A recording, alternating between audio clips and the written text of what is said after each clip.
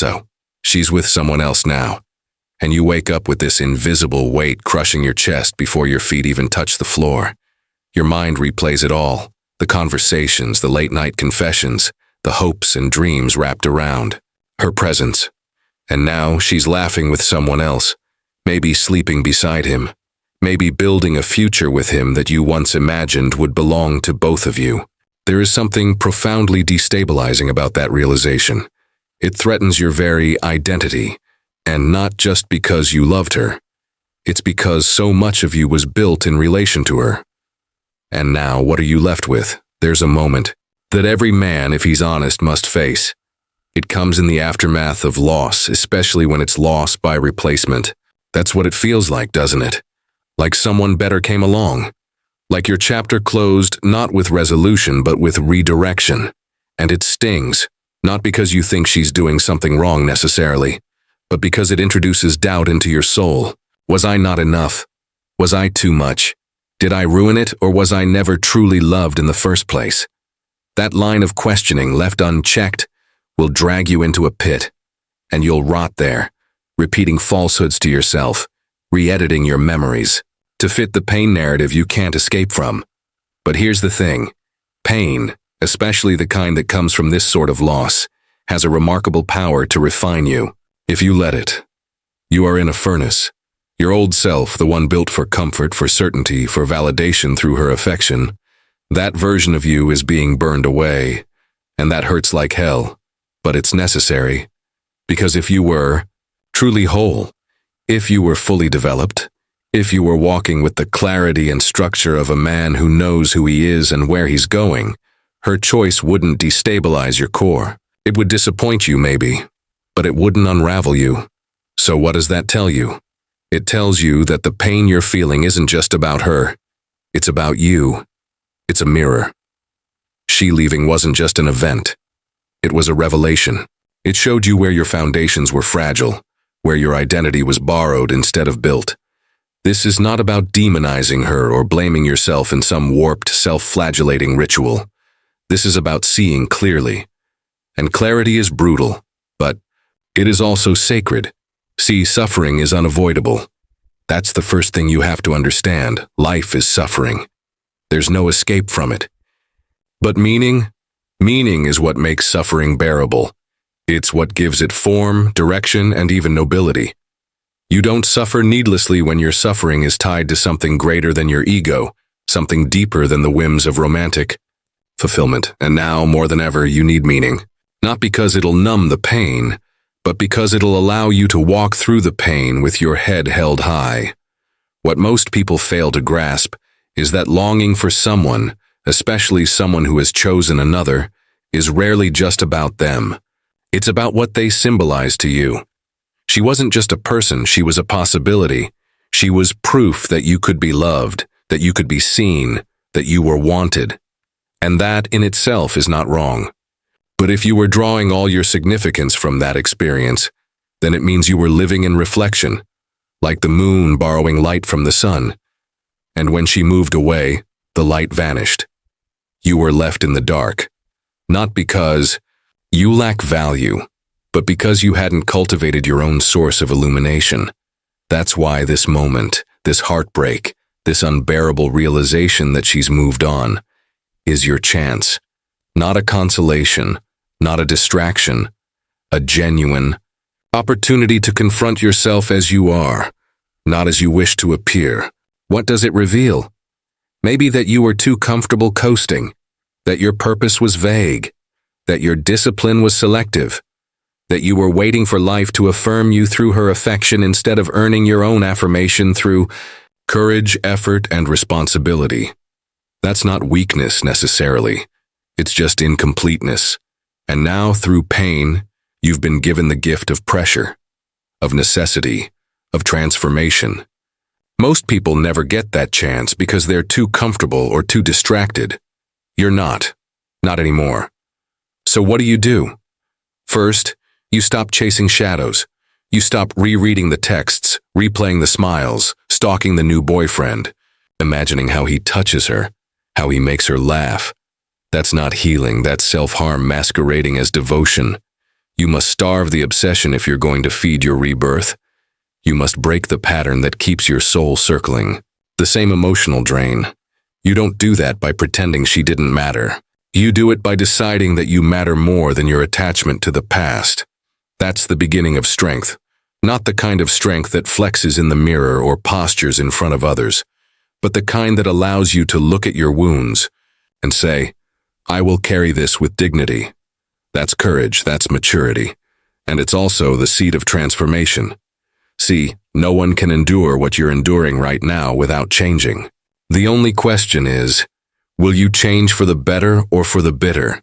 Bitterness is easy. You resent her, you hate him, you generalize. You start telling yourself stories about how all love is a lie, how no one can be trusted. But all of that is cowardice in disguise. What takes real strength is to look at the pain and let it teach you. Let it purify you. Let it expose the places in your character that were fragile or underdeveloped, and then get to work fixing them. Not because she might come back, but because you must come back. Now ask yourself this. What kind of man would you be if this never happened? Who would you have become? Maybe you would have grown slower. Maybe you would have continued coasting, leaning on her love as a crutch instead of standing on your own 2 feet. Maybe you would have kept ignoring the voice inside that kept whispering, you're made for more than this. Because now you don't have the luxury of denial. You've been forced into the arena. The illusions are gone. And that's good. It hurts like hell, but it's good. This is the space where real men are forged, in fire, in loneliness, in the silence of nights where sleep won't come, and your thoughts feel like enemies. But even in that silence, if you listen closely, you'll hear a call, not from her but from something deeper, a call to rise, to mature, to become. The comeback isn't about winning her back. That's still living in reaction. The real comeback is internal. It's spiritual. It's existential. It's the journey of becoming the kind of man who could attract love again, not because he's desperate for it, but because he embodies something so rare, so strong, that people naturally gravitate toward him. That kind of man doesn't chase. He builds. He doesn't beg. He creates. He doesn't dwell. He moves. But to become that man, you have to wrestle with the deeper question. What am I really chasing? Is it her? Or is it the feeling of being chosen? Is it the warmth of connection? Or the illusion that you can't be whole without someone else? Because if you conflate her with your salvation, you will always be lost. And that's not love, that's dependency. You were not born to orbit around someone else's approval. You were born to become whole, and through that wholeness, offer love, and not need it as a substitute for self-worth. That's where most relationships fall apart, not because of hatred, but because of imbalance. One person becomes the mirror for the other's identity, and when that mirror shatters, the person behind it no longer knows who they are. That's what you're feeling. That's what's hurting. Not just the loss of her, but the loss of the version of yourself you were when you were with her. And now, in the absence of that version, you have to decide who you're going to become. Not just for a relationship. For life, for meaning, for legacy. There's immense power in that if you take it seriously. If you stop numbing yourself with distractions and instead start showing up for your work, your body, your family, your calling. Every act of responsibility becomes a rebellion against despair. Every new discipline you develop becomes a small vote for your future. You do not have to feel okay today. You don't need to be over it. That's not the point. The point is to walk forward anyway. To pick up the fragments of your shattered identity and start crafting something better. Something real. Something resilient. Because the man who can come back from this, who can rebuild not out of spite, but out of vision, that man cannot be stopped. Not by heartbreak, not by rejection, not even by betrayal. He becomes a force. He becomes inevitable. When a person leaves, especially when she leaves for someone else, the temptation to collapse inward is powerful. You want to curl up in the dark, shut out the world, disengage from every pursuit that once felt important. because everything feels tainted. What was the point of trying so hard? Of being kind, of being loyal, of believing in the story you thought you were both writing together? And worse, that pain, if not addressed properly, slowly mutates into a corrosive narrative. That you weren't good enough, that your efforts were meaningless, and that all your striving somehow amounted to failure. But there is an error in that conclusion. There is a failure in that interpretation, not in you. Because the world does not always reward the good man immediately. It certainly does not always preserve love just because you poured your soul into it. Love is not a contract signed by merit. It's a living thing, volatile, shifting, and sometimes it leaves even when it shouldn't. And so you stand at a precipice. Either allow that pain to eat you from the inside, or allow it to drive you to rebuild, not for her, not for revenge, but because the destruction has revealed the faults in your structure. And that kind of truth, while brutal, is essential. It's not enough to survive. That's not what this is about. It's about reconstruction, but deeper than that, it's about transformation. Because when you find yourself broken by the weight of loss, the only way forward is through discipline and direction. You must rebuild the self. And you don't rebuild it with sentimentality. You rebuild it with precision.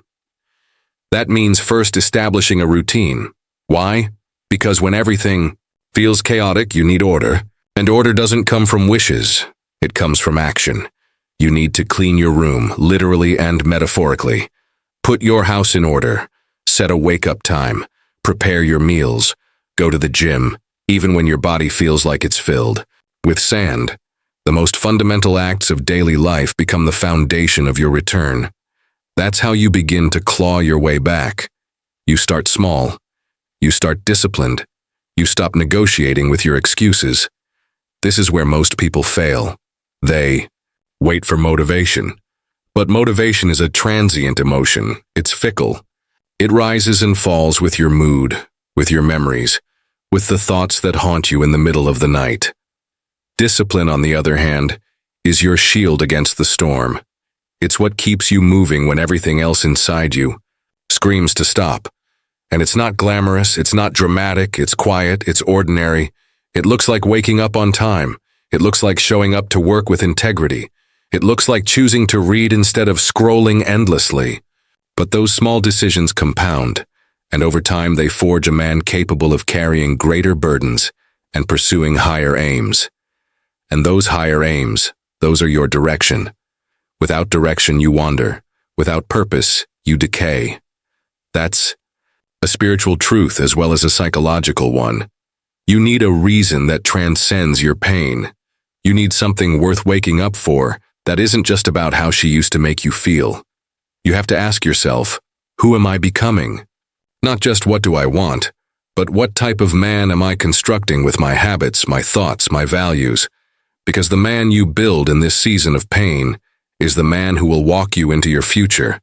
And if you neglect that responsibility, if you wallow in self-pity and chase distractions, you don't get that man. You get a hollowed-out version of yourself, bitter and weak, trapped in a memory, trying to resurrect what has already passed. There's a reason rebuilding must start. With discipline. Discipline is what reasserts your ability to control your world. Even if you can't control her choices, or who she's with now, or the ache in your chest that seems to have its own pulse, you can still control your response. And that matters. More than you realize. Every act of discipline is a protest against chaos. It's you saying to the world, I will not be undone by this. I will make something out of this rubble. And I will be stronger for it. But there is another layer that's more difficult to confront. The illusion of possession. And this is where the wound cuts deeper than we often understand. Because many times, when someone leaves us, the devastation is rooted in this unconscious belief that they were ours. And in losing them, we believe something essential to our identity has been stolen. But that belief is flawed. No person belongs to you. Not really. Love is not ownership. It's a voluntary offering, a mutual commitment. And the moment we start to believe we are entitled to another person's presence, We corrupt the very nature of love itself. This is important to understand, not just as an intellectual idea, but as a felt truth.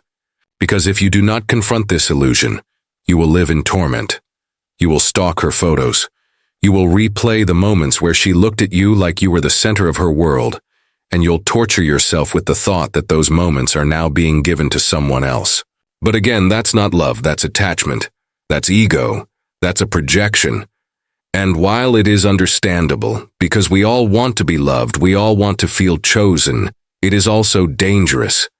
It traps you in a story where your worth depends on being remembered, on being longed for, on being missed. But that is not the path forward. The path forward is to see clearly. She does not belong to you.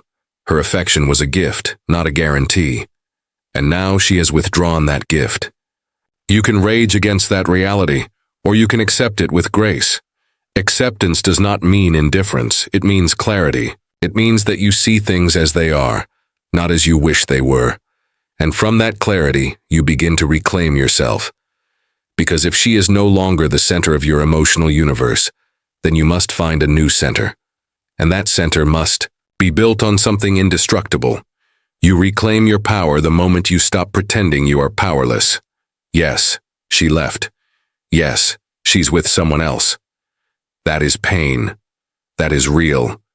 But it is not your prison unless you choose to remain locked inside of it. You have to stand back and look at your life, not just what you lost, but what you still have the power to build. And that act, that decision to rebuild, is how you dissolve the illusion of possession. You stop needing to have her in order to feel like a man.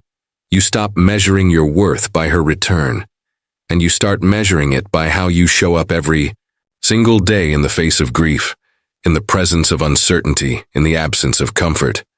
You don't win your life back by chasing after the past. You win it by designing the future. And you don't design the future as an escape. You design it because it is your responsibility. Because if you do not architect your future, someone else will. And you'll live a life crafted from fear and nostalgia instead of purpose and intention. That is not what you were made for. You were made to carry meaning, to shoulder the weight of being, to construct order out of chaos. That's what the best men do. Not because it's easy, but because the alternative is spiritual disintegration. You need to stop asking, how do I get her back? And start asking, how do I become the kind of man I would respect, even if no one else is watching? Because that man, that version of you, he will not need to prove anything to anyone. He will not need to be validated by her regret or affirmed by her memory. He will know who he is, and he will have become that man through structure, not sentiment, through discipline, not daydreams. And make no mistake, this is war, a war within yourself, against the voice that tells you to give up, against the desire to spiral into despair, against the part of you that wants to be pitied instead of responsible. And you fight that war with truth, with action, with a commitment to becoming. Every time you rise, you are winning. Every time you choose growth over comfort, responsibility, over resentment, discipline over indulgence, you are rebuilding yourself into someone formidable, and not formidable in the shallow sense, not just strong physically or financially or socially, but formidable in spirit. A man who cannot be undone by loss because he has built his identity on something deeper than what others can give or take away. You don't really want her back. Not truly. What you want is the relief that her presence once gave you. You want the emotional stability you thought you had when she was still yours, the illusion of control, the psychological warmth of being desired, chosen, and known. That's what you're aching for, not her necessarily, but what her existence in your life represented. And that's crucial to understand, because if you misidentify the source of your pain, you'll misdirect your recovery. You'll chase shadows. You'll try to rewrite history, to recapture a version of life that no longer exists, as though the past can be excavated and made whole again, if you just say the right words or become the right man fast enough. But time only moves in one direction, and what was lost cannot be regained in its original form. You're not the same, and neither is she. That chapter is closed. And the only sane response to that is transformation. Transformation is not the same as improvement. Improvement is linear. It's about being better than you were yesterday. But transformation, that's foundational. It requires destruction. It requires disillusionment. It means letting die the man you thought you were going to be so that you can become the man you were meant to be. And the first death in that transformation is the death of the idol you made of her. Because it's likely you didn't just love her, you elevated her. You gave her the power to define your value, to validate your dreams, to confirm your worth. She became a mirror, and you only liked what you saw when she was looking back at you with admiration. That's not love, that's dependence. And if you're brave enough to tell yourself the truth, you'll see that now. You were dependent on her, for emotional security, for identity, for meaning. That's not an accusation. That's an observation. It's what we all do when we don't yet know who we are. We anchor ourselves in another person's affection, and when that affection is withdrawn, especially when it's redirected to someone else, we feel unmoored, cast adrift in the chaos of meaninglessness. But what if this chaos is not meaningless? What if it's precisely the disorientation required for true orientation to begin? In mythology, there's always a descent before there's a resurrection. Always. The hero falls, he loses his way, he confronts death, isolation, betrayal. It's not an accident, it's a necessary pattern, because only in the underworld can he shed what was false. And you're in your underworld right now. You're seeing things you never wanted to see, about yourself, about her, about what your relationship really was. That's painful, yes, but it's also sacred, because without that clarity, you stay asleep. You keep repeating the same patterns, chasing love with a broken compass, needing someone to choose you so you don't have to choose yourself. But self-respect begins when you no longer outsource your sense of worth. When you say to yourself, even if she never regrets leaving, even if she never thinks of me again, I will still build something beautiful out of this wreckage. That's the real comeback. Not returning to what was, but becoming someone who doesn't need what was in order to walk into what could be, and that requires intention. Most men live reactively. They wait for the world to reward them, for women to affirm them, for circumstances to align in their favor. That's weak, that's immature, that's the posture of a man who never learned to govern himself, and the world punishes that kind of man, not because it's cruel, but because it's just. If you want to carry the responsibility of a meaningful life, you have to be the kind of person who can withstand meaning's weight. And meaning is heavy. Love is heavy. Purpose is heavy. You cannot be light and shallow and expect to hold something deep and lasting. So you have to become stronger, spiritually, psychologically, morally, not for show, for survival and strength. It is not found in vengeance or cold detachment. That's another trap. Some men in their pain resolve to show her by becoming rich or famous or cold-hearted. That's not healing. That's ego. It looks like power, but it's actually weakness dressed in armor. Real strength is vulnerability with direction. It's the willingness to confront your own insufficiency without collapsing into despair or compensating with arrogance. It's looking in the mirror and saying, yes, I was naive. Yes, I was dependent. Yes, I made mistakes. But now I see, and I won't turn away from what I see. That kind of honest self-confrontation is rare. It requires solitude. Not loneliness, solitude. Time spent without distraction. Time spent without the numbing noise of temporary pleasures. Time spent in reflection, journaling, walking, thinking. Because the answers you need are not external. They're within you. But they're buried. Under layers of fear, ego, projection, and fantasy. You need to dig, not so you can fix the past, but so you can understand it. And understanding liberates, because once you see clearly, you no longer need to repeat. And repetition is the curse of the unconscious man. He keeps returning to the same kind of love, The same kind of pain, the same kind of failure, because he never stops to ask what his choices are trying to teach him. What were you trying to escape when you first fell for her? What hole were you asking her to fill? And now that she's gone, will you finally learn to fill it yourself?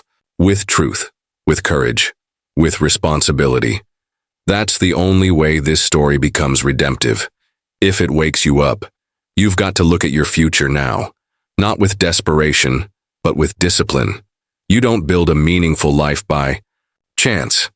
You build it with architecture. You lay down vision, you construct routine, you orient your time, energy, and attention toward things that grow your soul, not numb it. That means choosing your work carefully, finding a craft, a purpose, a mission, something that stretches you, that demands excellence, that reveals your flaws and invites you to correct them. That's how you earn self-respect, not by getting her back, not by making her regret, but by becoming so attuned to what's meaningful that even if she stood in front of you tomorrow and begged to return, you'd have to think carefully, not because of spite, but because you've become someone whose life demands discernment, whose energy is precious, whose time is invested, not wasted, and maybe someday love will return. Real love, mature love. A love not built on fantasy or mutual avoidance of loneliness, but on two whole people walking beside each other out of choice, not need. But even then, you must never forget what you learned here, because the pain taught you more than comfort ever could. It forced you to see, and now you are responsible for what you've seen. The goal is not to move on quickly. The goal is to move on rightly, with integrity, with vision, with fire in your chest and structure in your days. You don't erase the past. You honor it by allowing it to change you, to upgrade your inner software, to refine your values, clarify your direction, and fortify your spirit. That's how you rise, not in spite of the loss, but because of it. Because the man who can build a life from ashes is the man who can hold a future without fear.